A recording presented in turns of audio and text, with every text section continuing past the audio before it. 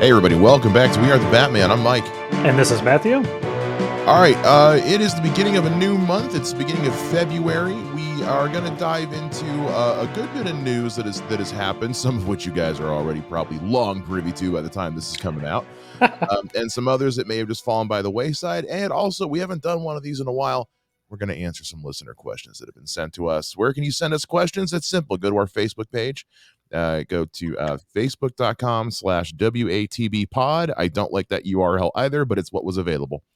So, and you can always send us messages through there. You can always comment on posts. We will, when we're looking for more questions for Q&As, we'll usually make a post.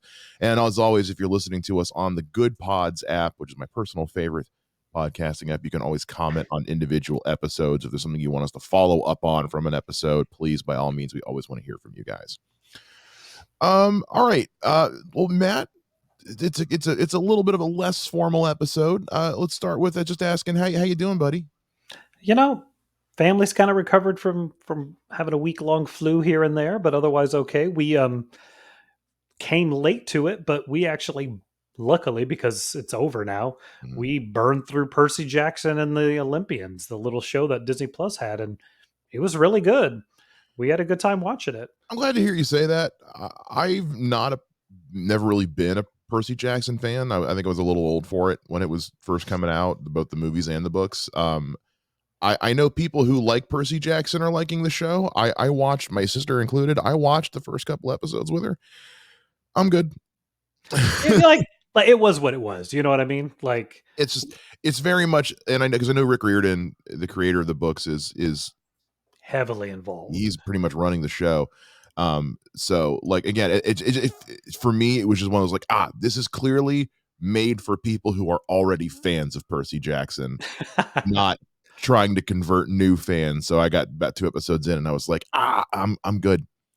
Yeah. I think honestly, had it been I watched the first episode, then wait a week and watch the second episode, I don't know if we finish it. You know what I mean? Yeah. But by the time, I mean, it was on episode 7 when we started. So we were able to like plow through 4 or 5 episodes a first day on like a Sunday. So I think that probably, you know what I mean? Because they're like 30-minute episodes, 40-minute episodes. Yeah. So you're just it's like watching a movie. You're just plowing 2 hours of viewing. And that may have been what helped us kind of like, okay, we're enough into this that this is interesting. Maybe. So, I'm such a huge fan of Greek and Roman mythology that I'm like, you really don't need to do anything new with the story. Just tell the stories from mythology. They're interesting enough. You don't need to, to modernize it or change it. It's like, no, the exist, not to sound like a purist, but the existing canon works just fine. Yeah. You don't have to make up new people. I mean, just tell the story of somebody. You may have to dial back Zeus's horniness a little bit, but yeah. Like the fact that they've never done like an Achilles show really surprises me. Yeah. Well, I mean, let's be honest. They tried to do stuff like, Troy and they've tried to do that stuff in the past and it just never really lands with audiences. But I'm like, yeah, because you try to make it into a movie rather than just. And I like that movie. It's fine. It's not one I go back to, but I don't necessarily turn away when it's on. But I think it's one of those movies where I really like Hector. He is the most tragic hero, I think, in Eric movie Bana, history. Isn't it? It's Eric Bana, yeah. And then I really like Achilles stuff. The rest of the movie, terrible. It's not great. It's like watching Batman Forever. I'm just going to watch the Batman scenes. Yeah. I don't know about the other rest of the movie. Yeah, that tracks. What about you? What you watching? Let's see. What have I been watching? Honestly, it's been I've been watching some stuff that like we've been getting caught up on for this show. I still haven't seen Aquaman or the Marvels. The Marvels will be hitting Disney Plus in about a week. No, I haven't really been. I've been mostly just because I've been getting back into the swing of podcasting regularly and doing comedy again. It's been back into. I no longer have time to watch things. So I honestly, I just finished my quarterly rewatch of Band of Brothers. Like once every 3 months, I go back and rewatch that because it's still flawless television. I need to check it out. I need to check it out. It's very good. All right. Well, before we get into our Q&As, we actually have a little bit of news and stuff to go over. We should probably go ahead and do that. We'll save the big one that everybody's expecting us to talk about for last. The first one I'm going to get into, because this one is just kind of weird, which is that Aquaman in the Lost Kingdom now, and it's what is it, like third week or fourth week, whatever, ha- Probably. having a bit of an upward swing in the box office. Its current box office total worldwide is 413 million against a $200 million budget. So despite widespread negative reviews, that movie is making money, which a DC movie hasn't done in a while. So I mean, I think with the holidays being so, look, we always talk about we hate doing this, but mhm, it's a thing.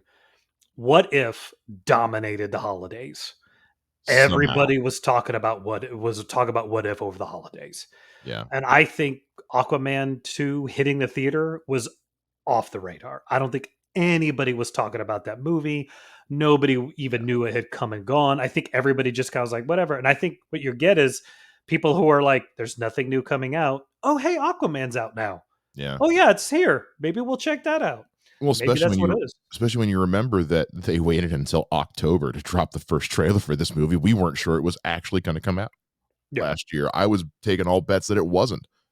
Yeah. Um, so it wasn't like the studio did a whole lot pushing, but it's starting to turn a profit now, which cool. All right, go Aquaman, I guess. Look, if it's the only one, if it's the only DC property in 2023 to turn any kind of a profit, then you know Momoa will be back. We'll see. I mean, well, that is to say, that takes us into our next thing, which is James Gunn confirmed on Threads the other day, that other DCU projects are going into production this year.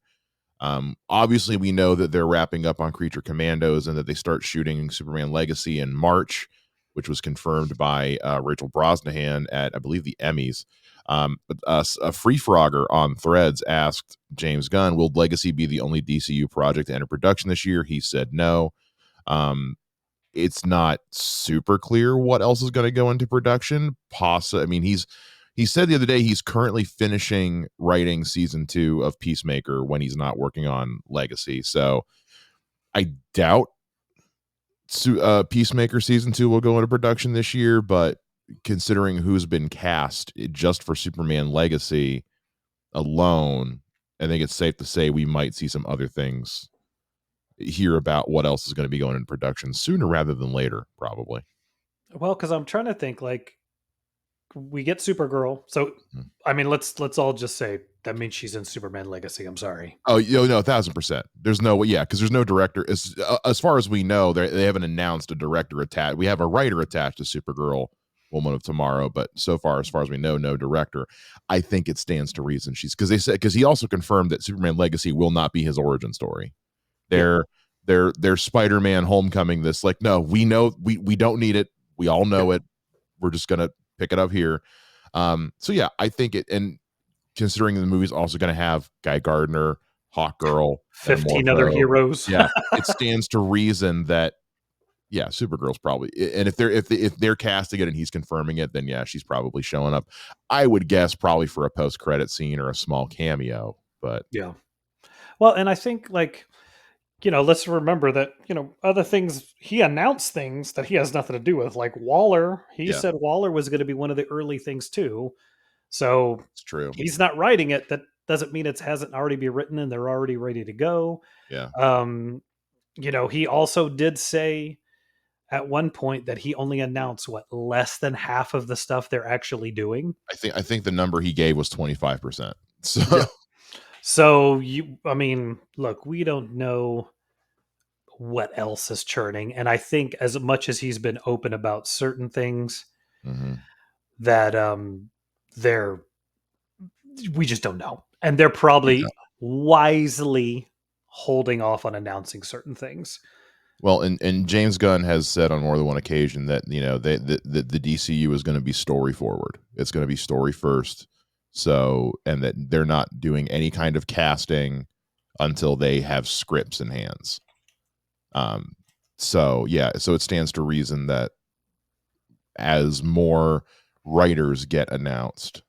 Because we know that, and I'm blanking on his name, but the guy who directed The Flash is currently attached to do Batman Brave and the Bold. Sure he is. Uh, I don't know. There's been some back and forth on that. He was on it, then he was off. Now supposedly he's back on. We'll see. We know that he did sign a first look deal with Warner Brothers Discovery and DC Studios. Um, so that remains to be seen. There is some rumblings going around that they're going to start doing holding auditions and screen tests for the new Batman here.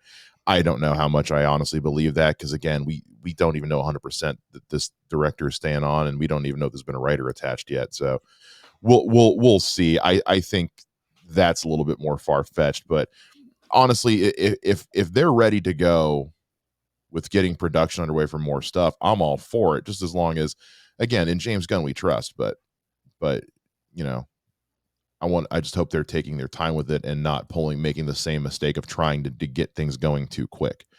Yeah. It sounds, I have no reason to believe that's what they're doing, but you know, there is still a little bit of part of me, especially as a DC fan, that's like, okay, just take your time, guys. We will wait for quality. It's fine. Yes. Yeah. So, but yeah, I would probably say Waller's up there, or yeah. again, like he mentioned the Authority. Yeah, I but don't know how far down the line that is, the or if Authority it's is going to be even. his thing, because he said that's his baby, his pet dream project. So I would imagine it's going to take him being done with Superman and Peacemaker before they jump into the Authority. I mean, maybe he's just, I mean, I don't know. I'm just saying, I'm thinking about the stuff he mentioned. Authority was mentioned, Waller was mentioned. You've got Swamp Thing, the Lanterns show that's coming, which is going to basically be True Detective in space, which hell yeah. Paradise Yeah. Lost, Booster Gold, we know is coming. So, Yeah. So yeah. there's or so many, or something he hasn't announced yet. yeah, exactly. And that's like, I, I don't want to like, I go back and forth on whether I think he's going to try and get Batman fast forwarded as quickly as possible. I know Warner Brothers loves Batman and it's their cash cow, but they Yeah. have the Matt Reeves one to kind of satiate that desire to have Batman in the public. So, Well, and it's funny you mentioned that, because obviously we know that the Penguin's coming out later this year. That's definitely coming out. And then Jeffrey Wright was speaking with ET at the Critics' Choice Awards and said that they were asking if what he could offer as far as an update on the Batman Part 2, and he said at this point they're just waiting for scripts from Matt Reeves. So it sounds to me like, you know, it sounds to me like they're on standby. Like they're saying like, okay, basically Matt has said scripts are coming, everybody stand by. So he said as soon as he gets it, they're going to start jumping into things. So obviously that's because that's slated to come out next October. yeah. Which means they got to start shooting soonish, you would think.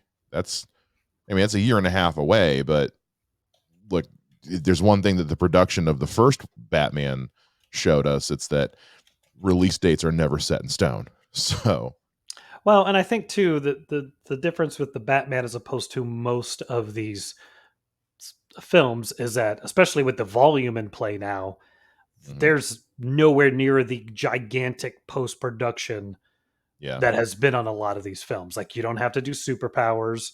You don't have to. I mean, I say that not knowing who the villain is, but it's all grounded post production, sound effects kind of stuff. yeah, And again, as much as you may or may not know out there who's listening what the volume is, let's just say you don't have the green screen anymore. nope. And it So looks, as long as it's done well, it looks incredible. But that to be said, if there's one thing we've also learned from the Batman, it's like it also helps to shoot on location too, because yeah, Lord have mercy, did that city look lived in. Staying on the Batman track, jumping into some DC Comics news. So Ben Abernathy, who has been the editor over the Batman side of DC Comics, is going to be stepping down. It's actually going to be getting replaced here shortly by Katie Kubert, who has been an editor, who was an editor on. She was a big part in reinventing Batgirl. She was a big part of launching things like Batman Eternal and the Grayson series that you love to talk about. woot, woot. And she actually comes from a like a dynasty of comic book people. I mean, she's the granddaughter of Joe Kubert, who was an artist, and then she's also the niece of both Adam Kubert and Andy Kubert. Both of them have worked on, things like Batman and Batman and Son, Dark Knight 3 Master Race, worked on Flashpoint. So she comes from a long line of comic book Royalty. dynasty royalty, as it were, and Yeah. has also had quite the career herself. So she'll be taking over as the editor in charge of everything Batman at DC Comics, which is pretty cool. I think the first one confirmed it's going to have her name is going to be Batman 148, which is coming out this June. Okay. So That's that's cool. cool. Last couple pieces of news. Look, we mentioned it. We'll go ahead and jump into it. Millie Alcock has been cast as Supergirl in the DCU. She's gonna be showing up, we're assuming, in Superman Legacy, and then we'll eventually play her in the Supergirl Woman of Tomorrow. Still need to read that. Still need to read that book, because it's just like every time I talk about it with somebody, they're like, it's one of the best Supergirl stories, if not the best.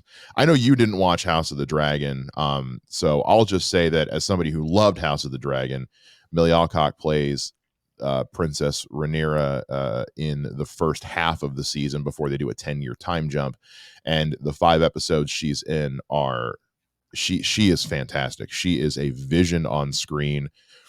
She is so dynamic. She has such a great, she's able to play both, like in that show, both equal parts of like quiet intensity where it's like you're almost a little afraid of her, but also still has an air of fun about her, I guess, and I think that's something that you need with Supergirl, is that balance of youthful ignorance, but also you really don't want to, she doesn't have the restraint that Kal-El has. She's not afraid to break some arms, Yeah. and some legs. She has Superman's powers, but fights like Batman is the Yeah. way I think about it. So Well, and I always say like even some of the other people, like when it's big characters or big directors or casting these people, like 90% of the time, there's a reason they gave them the part. yeah, And like to be totally mean in a way, like there are billions of blonde white girls out there. So the fact that she beat all of them to get the part, yeah. she must have done something right. I forget who So she was. She was rumored along with Meg Donnelly, who was in the Disney Channel Zombie show, which I'm not familiar with. Those were the two names that were getting thrown around the most, and I can't speak to the girl from Disney, yeah, but yeah, I really, and I only know Millie Alcock from House of the Dragon. I don't know any of her other work, but again, just based on 5 episodes of that show alone, I'm like, yeah, no, I'm into it. yeah, Again, like, not to sound like a broken record, but in James Gunn, I trust. I mean, he the dude hit. Look what he did with Dave Batista, yeah. who had no acting background to speak Yeah. of. Um, Well, I think my biggest kind of but I think it's the collateral damage of everybody involved in that film is I was kind of really hoping Sasha was coming back, but we all like the fact yeah, that he didn't announce it when he announced Blue Beetle. I was like, yeah, she's not.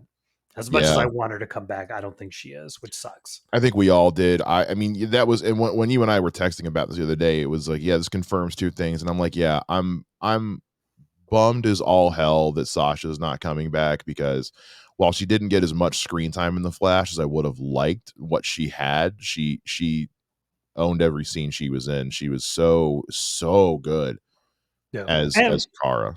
and honestly, like again, when you go with what you say and James Gunn we trust, that doesn't mean he's not eyeballing her for something else. Like she Yeah. could all of a sudden she's Satana, you know, who's Oh, I'd be into that. Oh, I'd be oh, she'd make a great Zatanna. Are you kidding me? yeah. Honestly, So just put her in more stuff, period. It's one of those unfortunate things of, the Flash didn't do well, so people aren't going to pay it as much mind as maybe they would if it had done very well, which means no matter how good Sasha Kaye is in the movie, a lot of people aren't going to remember it because they had problems with the movie, which yeah, it's unfortunate. I mean, it happens all the time where somebody gives a great performance in a crappy movie, or just an unpopular movie, and you know It's like, I mean, for the love of God, Ana de Armas was in movies long before she was doing Glass Onion and a James Bond movie. I mean, I first got to her in Blade Runner 2049, and she had done stuff before that too. So Yeah, she was in some. I didn't even realize she was in. I can't remember what the movie was, and it was like, oh my gosh, that's her. Oh mhm, wow, I totally forgot that was her. yeah. Now I So have to look that up. But yeah. continue. So yeah, I'm bummed just that we're not going to see her, Sasha Kaye back as Kara Zor-El, but I liked Millie Alcock a lot, and once that was confirmed by James Gunn, it was like, hey, like, I'm not in the least bit mad at the choice. That's a damn good choice, and it'll be really cool to see how she's going to fold into everything else. Um, Yeah. to Hands end of Stone. Sorry, it was Hands of Yes, Stone. She was in. yes, she is in that. I completely forgot. To end our news section of the show here, let's end on some Batman news and some potentially hopeful news, as it were. Suicide Squad Kill the Justice League video game came out the other day, and for early release, and by all accounts, it is atrocious. Um, I have seen small amounts of gameplay footage from the game, and I can tell you right now with full confidence, I will not be spending money on this game at any point in my life. Um, and one thing that has sparked a lot of controversy is the fact that this was, as far as we knew, Kevin Conroy's last appearance as Batman. Especially considering this game is attached to the Arkhamverse set of games, which makes it even more infuriating. Because Kevin Conroy deserves better, and it's been getting some controversy because of the ultimate fate of his character in this game. I won't spoil it, but odds are you probably don't care. Um, No. but it has been, I mean, the people listening, but I know you Oh. especially don't care. But we have actually heard from IGN that he actually has 2 more Batman appearances that he recorded before his unfortunate passing. One of which will be him voicing not Batman, but someone in the upcoming Batman Caped Crusader animated series that's coming to Prime. He recorded something. We don't know who he's voicing, but he will be appearing in that. And some other really cool news that I loved when I read this, and as well, he also recorded voice work to reprise his role as 90s animated Batman, the animated series Batman, in Crisis on Infinite Earths Part 3. That's where That I'm stoked. exciting, because I was already excited when the trailer for Part 2 dropped. Then I was like, oh shit, that's Terry McGinnis. Yeah. But now finding out that we're already confirming for Part 3 that Kevin Conroy will be voicing his take on Batman, that just warms my heart in a truly special way. That that's going to be, because it would honestly, I don't know if I'd be able to live with myself if this Suicide Squad game was truly the last appearance of Kevin Conroy as Batman. I don't. I that would just leave the worst taste in my mouth. So knowing that Yeah. we're going to get some more from Kevin, and it's going to be a proper send off as Batman, as his Batman, the definitive Batman, makes me happy. I just wish the Infinite Crisis thing was a surprise. That's my only that would have blown everybody's mind if they kept that under wraps and Yeah, that DVD came out and he comes out as Batman talking. Everybody would be like, "What the? Oh my god!" I'm going to be honest. I think that Mhm. was leaked on purpose, Oh because yeah, no.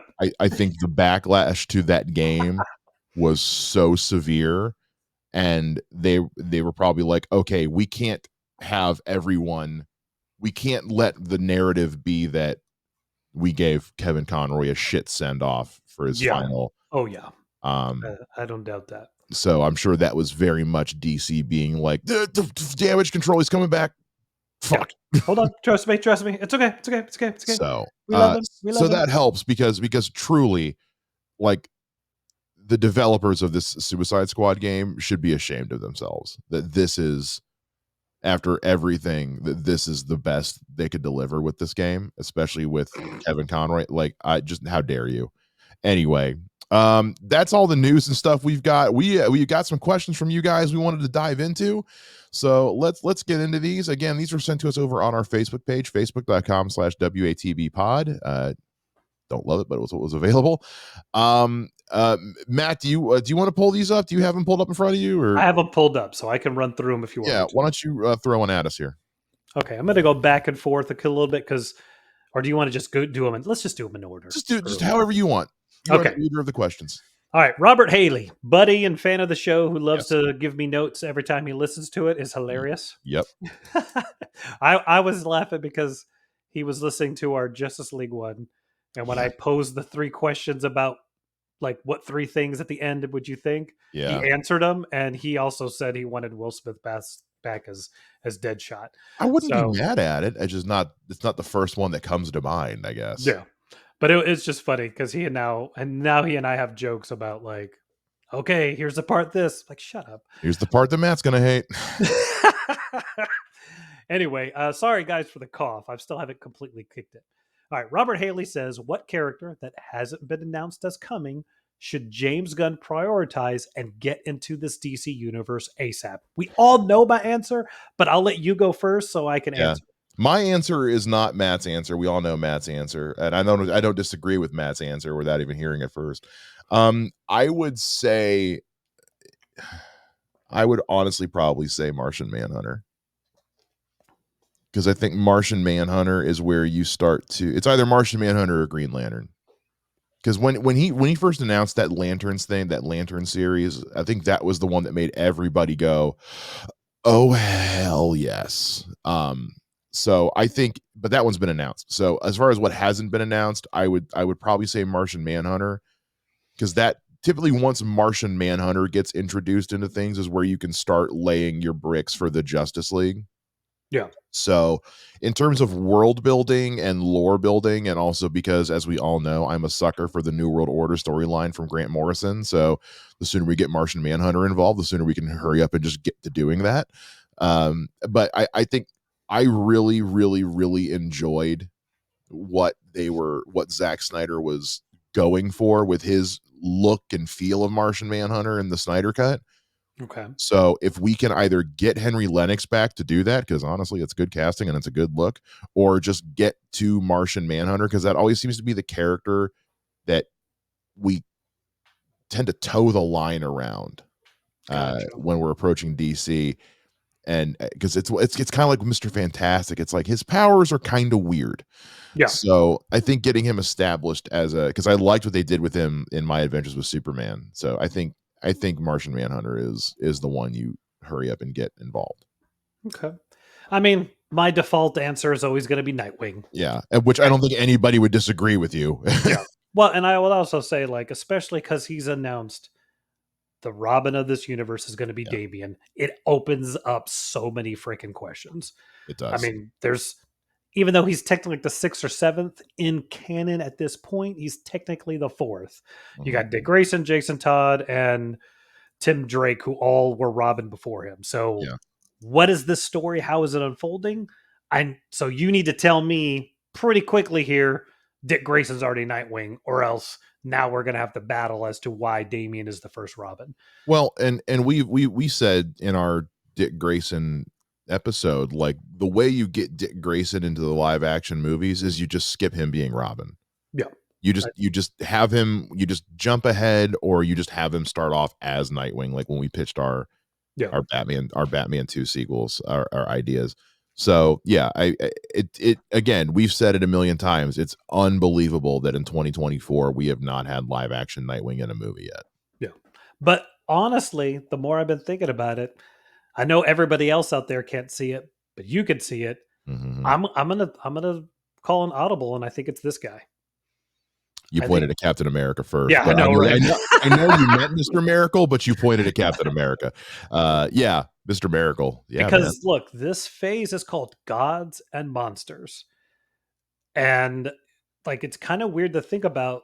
Like Guardians of the Galaxy was one of the first films in Phase 2 of Marvel, and then we didn't even have them interact with anybody for like 2 more phases almost. It's not till the end of Phase 3 as you're leading into Avengers Endgame with Avengers Infinity War that they ever meet anybody else.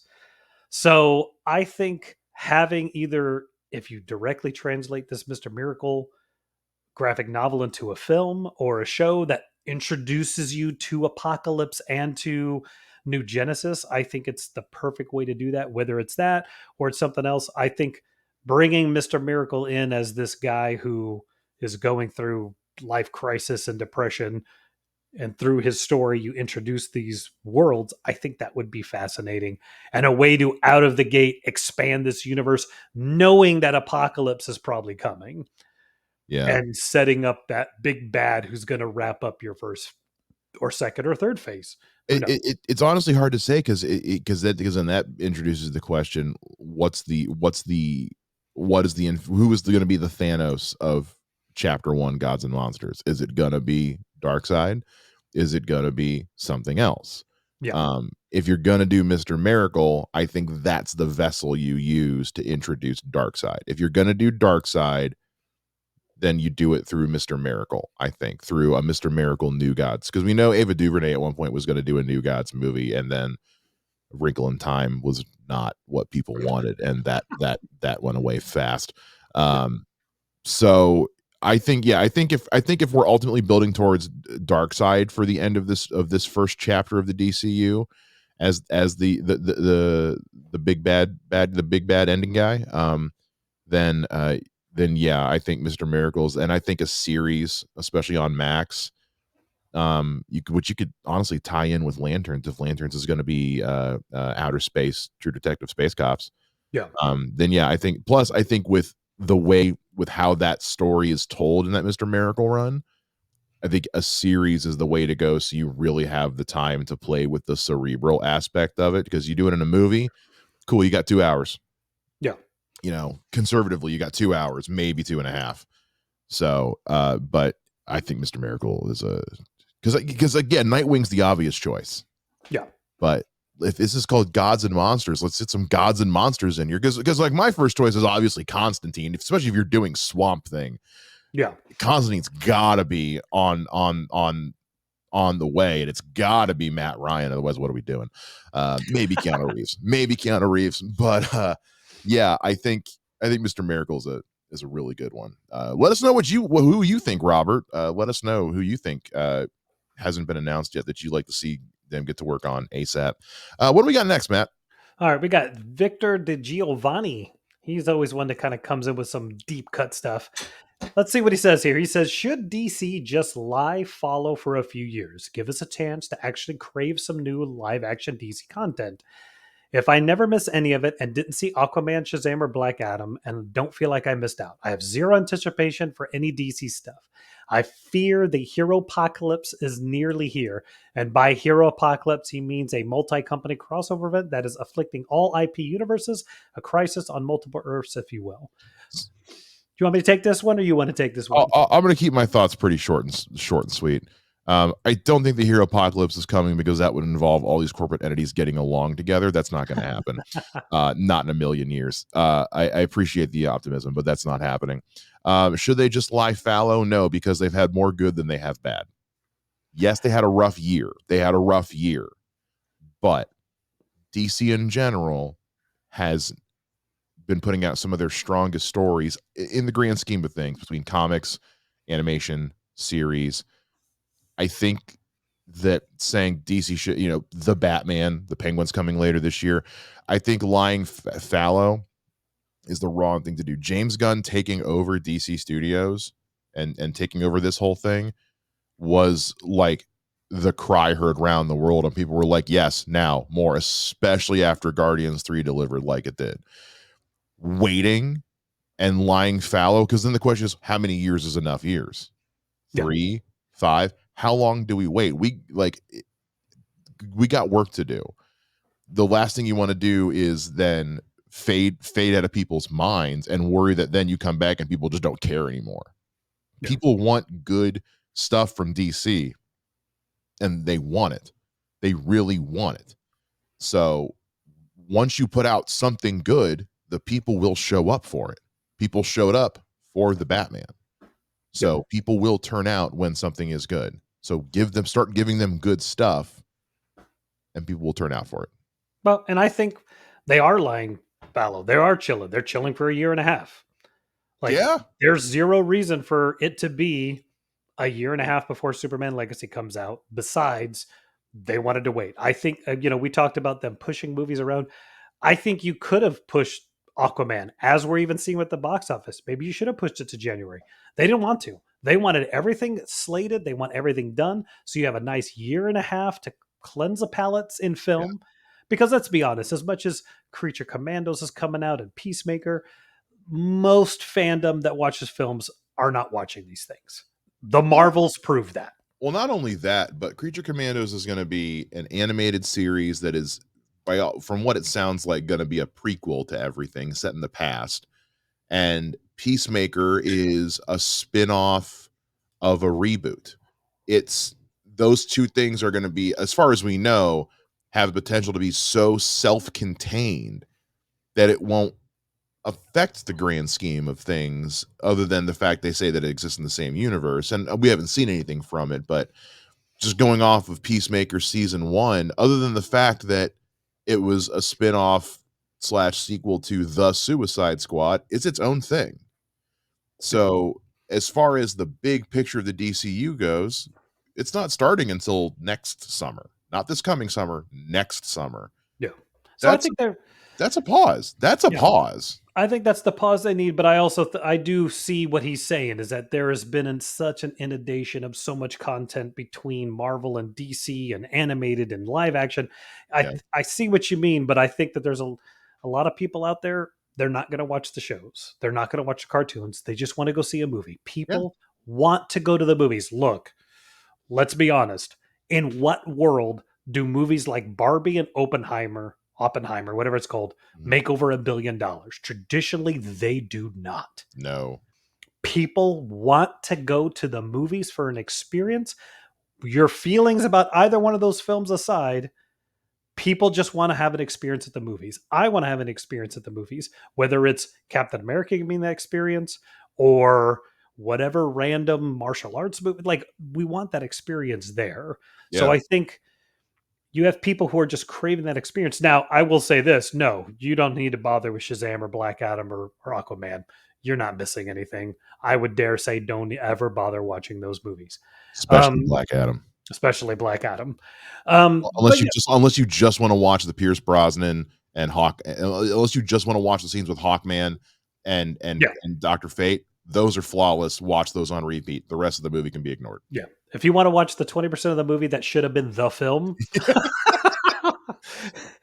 But God, Aldous Hodge is so good as Hawkman in that movie. Yeah, it's insane. But as far as the Hero Apocalypse, the multi crossover event, it's never going to happen.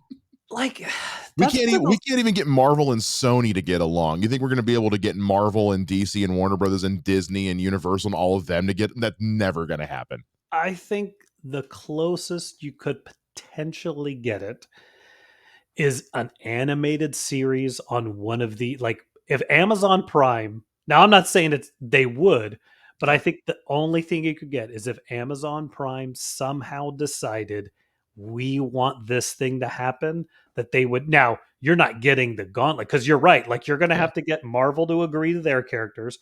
You're going to have to agree. You're going to have to get Sony to agree with Spider-Man. Yep. And you're going to have to get Warner Brothers to agree to let their characters be in the movies with the other characters. That's why I said, like, animated, maybe. Let me put it to you like this. The last time we attempted something like that was Roger Rabbit. And as great as that movie is, they went through legal hell to get that movie made. Yeah. So you start throwing in, and that was back when those were just cartoon company, and that was just their cartoons. That was just Bugs and Daffy and Mickey and Donald. Okay. You're talking about their cash cow money making heroes right now. Not a chance in hell. I saw a post on Facebook that said, like, here's a picture of 6 different Spider-Man villains. Which one do you think has been the biggest threat to Spider-Man? And I left a comment. I said, the biggest threat to Spider-Man has been Sony Pictures. Okay. Yeah. Exactly. And plus you remember what Paramount did with Henry Cavill and the Beard. Like, these companies are not above being petty to each other. So I think the Chip and Dale movie from a year or two ago was the closest we're ever going to get to something like that. That movie's so good. Anyway, Yeah, yeah, it uh, is. Yeah, it is. I appreciate the question though, Victor. It's a lot to consider. It definitely is, but I do think I think they're lying dormant more than you might realize Yeah, already. and ultimately, I think you're doing the right thing. If something doesn't interest you, don't go watch it. Yeah, don't Don't go, make yourself watch it. Just don't go see it because you're probably right. because then you just turn into Matt and you hate everything. Exactly. And nobody wants to be this jaded. All right. What we got next? We got Ariel who dropped a whole bunch of questions. So what I'm going to do Yeah. is I'm going to read all of them and then we're going to break them down. Okay. All right. He says, I have a couple of Bat family related questions. Number Love it. one, what story would you suggest for someone who wants the Bat family outside of Bruce highlighted? Number two, if one member of the Bat family had to go, who would you remove and why? Number three, is there any member of the Bat family you would call underrated? Number four, is there a member of the Bat family you would want to get an animated movie? Which story would you like to tell? And the last one is, why is Batman such a launching point for heroes of villains? Do you think he has created more heroes or villains by now? All right. Some of these I think are quick fire. Some of these we're going to be able to answer in one word. Yeah. All right. So let's go with this one. If Okay. one member of the Bat family had to go, who would you remove and why? Damian, because he sucks. Moving on. All right. Red Hood, because I hate the fact that he came back. There you go. Yeah. Yeah. I don't like Jason Todd coming back. I think that craps on so much amazing content for 20 years. Yeah. I've never liked him coming back. He's All right. just, Red Hood just got a little one dimensional for me. All right. Is there any member of the Bat family you would call underrated? I mean, I don't want to say Tim Drake, but I kind of want to say Tim Drake. I realize I talked a lot of shit about Tim Drake recently, but I mean, of the Robins, he does tend to get erased the most. He tends to be the one that gets glossed over the most. or So combined. what they did with him in the new Batman adventures. So I feel like he's kind of the obvious answer just because there's so much Tim Drake erasure. I do feel like Lucius Fox's son, whose name I am suddenly blanking on. Batwing.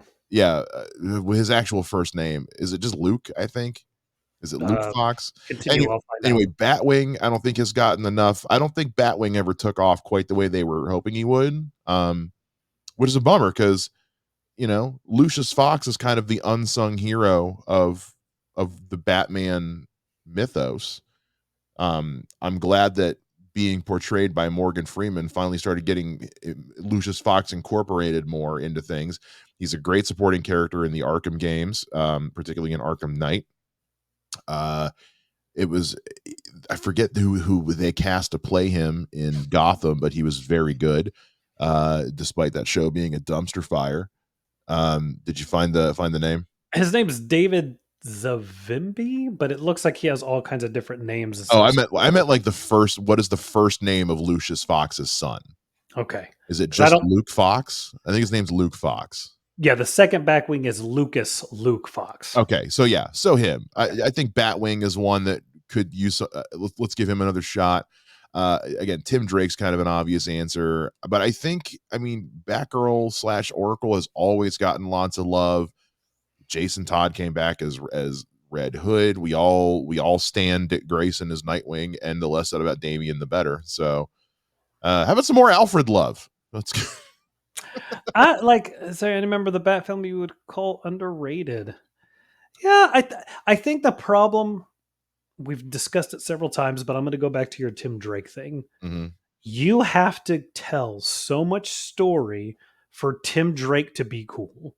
Yeah. Like, ultimately, the thing with Tim Drake that makes him different than all other Robins is that through Dick Grayson, he figured out who Batman was. And he literally shows up in the Batcave one day and is like, I know you're Bruce Wayne. I want to be Robin. Yeah. But you have to tell the story of Dick Grayson being Robin in order to get to that point. So I think that's where he gets kind of underrated, because that's what happened with what you're talking about, the animated show. When Tim Drake's in it, they just give him Jason Todd's origin and they give him Tim Drake's costume and they run and they Yeah. completely eliminate Jason Todd, and Damian Wayne didn't exist at the time. Well, it's also because Tim Drake's story is boring. Tim Drake is the most boring Robin. Well, so I would say he's underrated in that he's underutilized. As far as underrated, I think they all kind of get their moments to shine other than Tim Drake. But Yeah. again, Tim Drake is kind of dull. It's I like him a lot, but again, that's where it's like you have to have all of that on the you have to have 4 seasons of a show and then introduce Tim Drake to Yeah. go, "Oh, that's why he's cool." You can't just suddenly have Tim Drake hanging out being Robin and go like, "Oh, look at Tim Drake." Yeah. Titans tried that and it wasn't good. Yeah. All right. Well, let's see. What else? Let's see. Blah, blah, blah. As a member of family, you want to. Okay. Is there a member of the Bat family you'd want to get an animated movie? Which story would you call? Would you like to tell? You It's go. Nightwing. It's obviously Nightwing. Yeah. Like we got to get more Nightwing going here. We talked about it when we were doing Nightwing costumes. Like it is unreal that in Justice League Unlimited, the only Nightwing we get is a no dialogue silhouetted from behind shot as other characters ride through Bloodhaven. Yeah. So, and the last time I think, Nightwing was in that Batman and Harley Quinn animated movie, which sucks.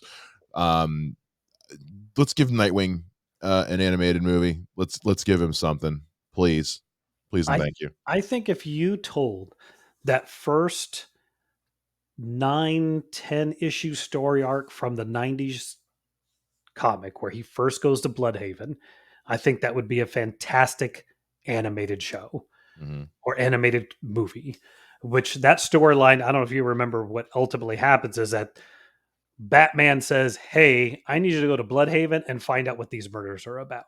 Yeah, And he goes to Bloodhaven and then becomes its protector, finding out who's been doing all of these murders. And it's kind of like this detective. Now it's a comic, so it takes 12 issues for him to figure it out. yeah, But I think you could easily condense it. You create that arch nemesis for him in Blockbuster, and solidly by the end of this thing, he's like, you know what? I'm not coming back to Gotham. Bloodhaven's my place. Here we are, and you just leave him there. yeah. And I think that would be a really good storyline for him. Which goes to the other question you ask is what story would you no that's a different one. Let's see. Does there remember the Bat family? Which story would you tell? I think that's a cool one. Yeah. Um, The launching point question. well, let's go back up to the top real quick. Yeah. What story would you suggest for someone who wants the Bat family outside of Bruce highlighted? To me, we're Oh, about to do a bunch of them. yeah. Bat I was gonna say, I don't think there's one story, but I think there is a set of stories that you could go through. Batgirl year one. Honestly, I think it's better than the other year ones of Really? Dick Grayson because it's a very specific time Mhm, because Dick Grayson's still Robin, but he's been Robin for a while. mhm, You've got this weird origin of who Barbara is, how she gets in, what this whole thing. I think it is an amazing storyline, and I mhm. would love for them to turn that into an animated movie. But again, this is one of those things where you've got to understand that's Dick Grayson as Robin, and he's probably year 2, year 3 as Robin. Right. And this is Batman who's still nice. Who's still nice. Yeah. So I think you could do it, but I think that one's a really good one. And then let's see, who wants the Bat outside of Bruce highlighted? Um Yeah, I think the year ones are a way to go with those. I'd yeah. start with the year ones, Batman year one, oh not Batman, but Batgirl year one, Nightwing year one, Robin year one. Um Yeah. if you really give a shit about Jason Todd, I would say either The Cult Yeah. or Death in the Family.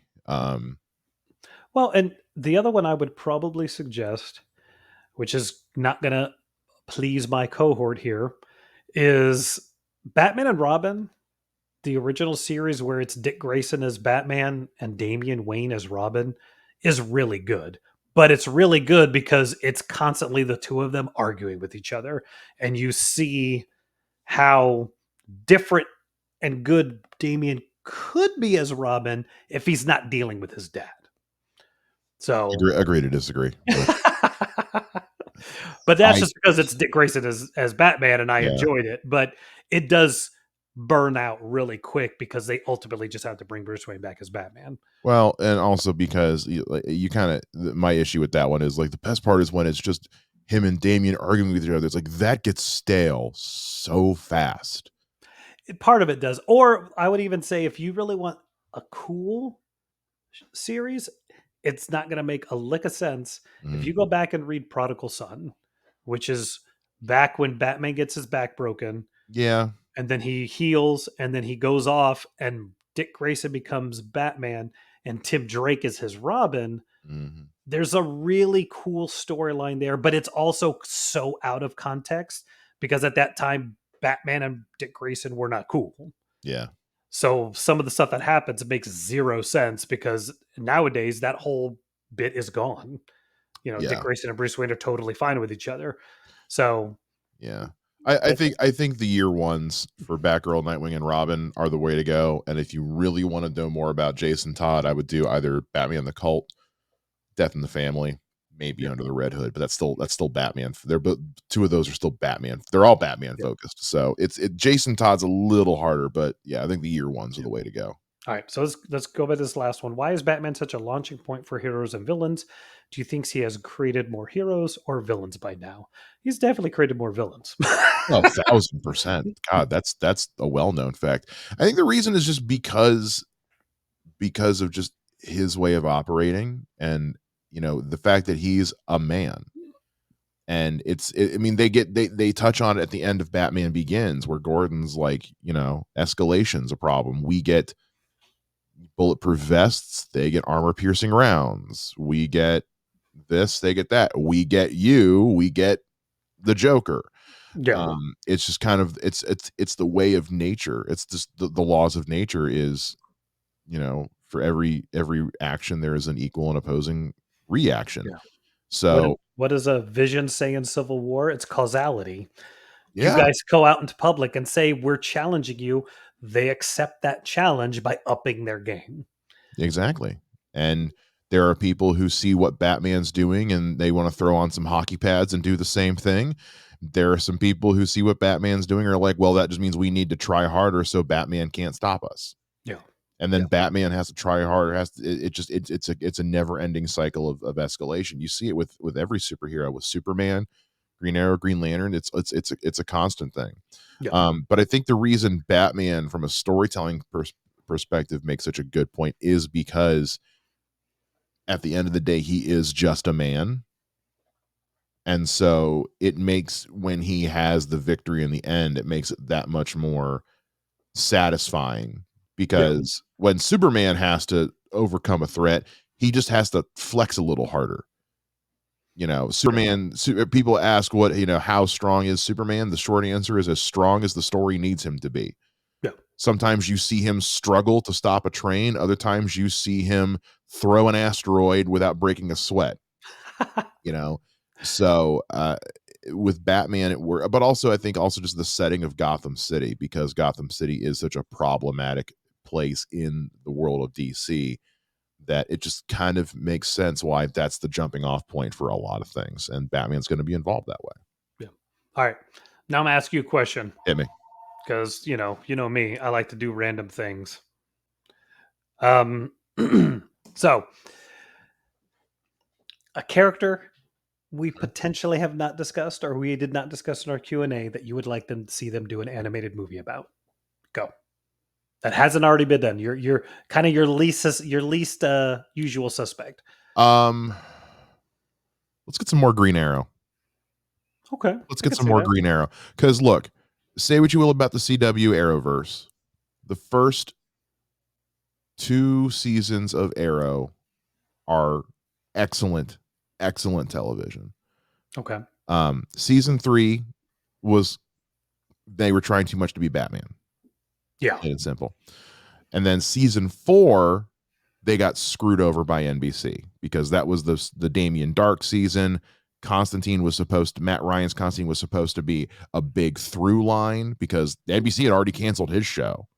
Gotcha. And then halfway through production, NBC was like, never mind. So then they only had him for one episode, and now you've got to figure out how to have Oliver Queen fight Damien Dark without magic. Oh Yeah.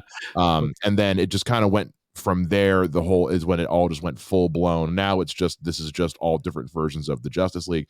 Season 5 was actually not bad, but it just kind of went downhill from there, which is a bummer, because Stephen Amell was great casting for Oliver Queen. He was for that take on Oliver Queen. He was great casting. So it doesn't need to be Stephen Amell coming back. I wouldn't hate it, especially if you're just going to have him do voiceover. When I remember when the first Injustice game came out, um, one of the alternate suits you could get for Green Arrow was his suit from the Arrowverse, and if you used that suit, it was Stephen Amell doing the Yeah, voice and the I think I dialogue, remember that. which is just good stuff. Yeah.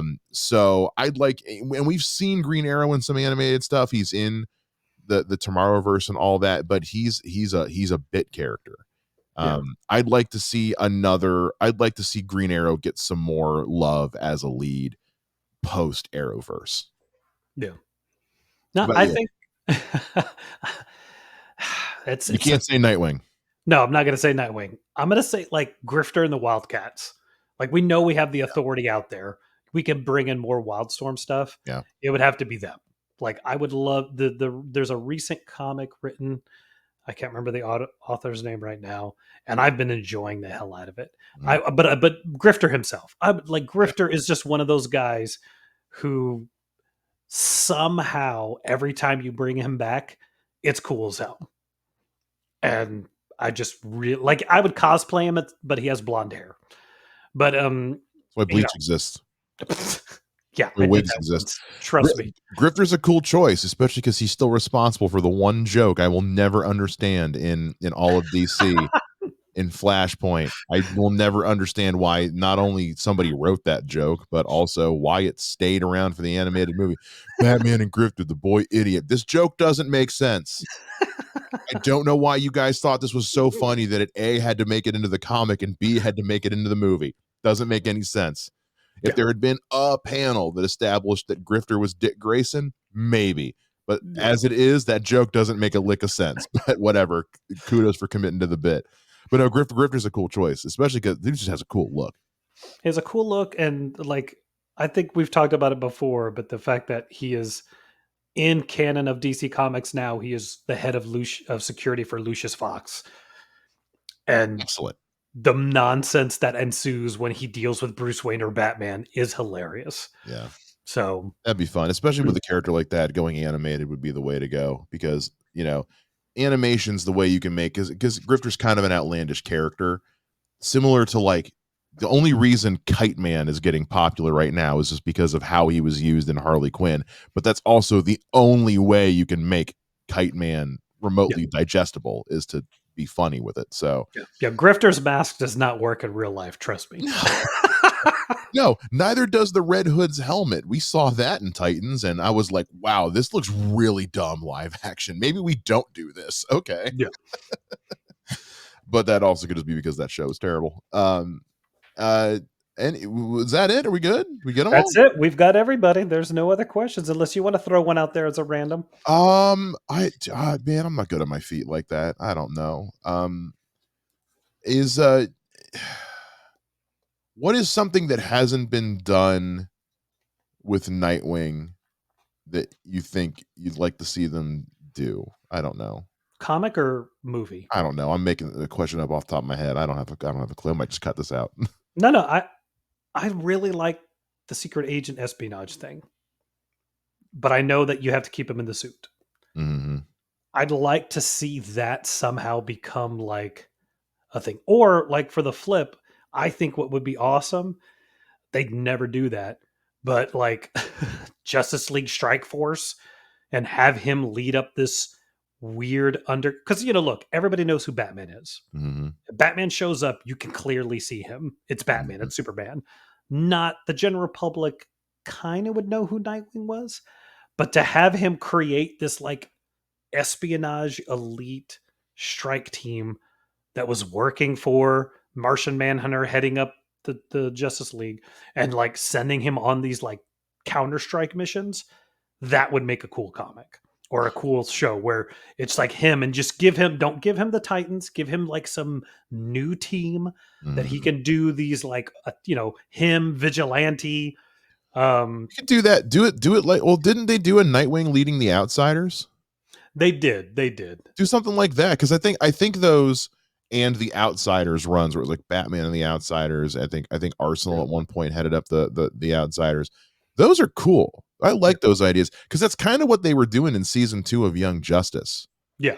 Yeah. So Well, at the season 3 is when they even did it further, where it was like him and Black Lightning yeah. and I can't remember her name, the female Green Arrow girl, and a Oh, couple of the other Artemis. characters. Yeah, Artemis, where they were like in these stealth outfits doing these Yeah. attacks. So I think that would be something neat to do with him because he's the the coolest thing about Nightwing, but the worst thing about Nightwing is you got to get rid of Batman for him to truly shine. Mhm. And since they're never going to get rid of Batman, he's always going to be Nightwing in this pocket. So I Yeah. think kind of letting him lead some team doing something completely not just your standard, like we're the Titans and we're adventurers and look us save Wally West or whatever, Yeah. I think would be really, really cool. Let's get a Nightwing movie or series done in the style of Daredevil season 1. Yeah. You know, Or just or or Bird Notice. yeah, or just with that style of action and fighting with the one takes Yeah. instead of the billy clubs, he's got the screama sticks. Like it writes itself, man. Yeah. All right, we've gone through all the questions, we've gone through all the news. We love doing this. Thank you guys so much for your questions. Again, hit us up on Facebook, facebook.com/WATB pod. Leave us your questions there. If you're on the Good Pods app, you can comment on this episode or any episode. If you ever want us to follow up on something that we talked about, please do so. You can also always hit me up on social media at Mr. Mike Shea. You can hit me up on Twitter at Mr. J Ninja. That is going to do it for this episode of We Are the Batman. We'll see you guys again next time. Same Bat time, same Bat podcast channel. Bye bye.